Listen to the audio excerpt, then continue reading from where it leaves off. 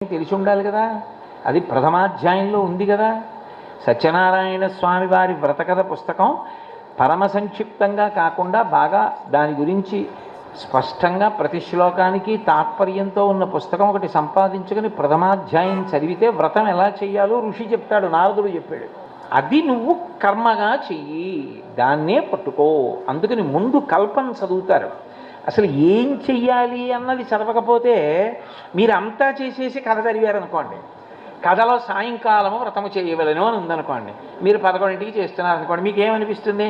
అప్పుడు వేళ్ళు విరుచుకుని అయ్యో సాయంకాలం చేస్తే బాగుండేదే అని అనుకోకురా అని చెప్పడానికి ముందు కథ చదువుకో అని చెప్తారు. ముందు కల్పం చదవాలి. కల్పం సంస్కృతంలో మంత్రపురస్సరంగా ఉన్నది అర్థం కాదేమో అని కథలో మొదటి అధ్యాయంగా దాన్ని చెప్తారు. ఎక్కడైనా అలాగే చెప్తారు. శ్రావణ మాసం వరలక్ష్మీ వ్రత కథలోనైనా ఎలా చేయాలో చెప్తారు.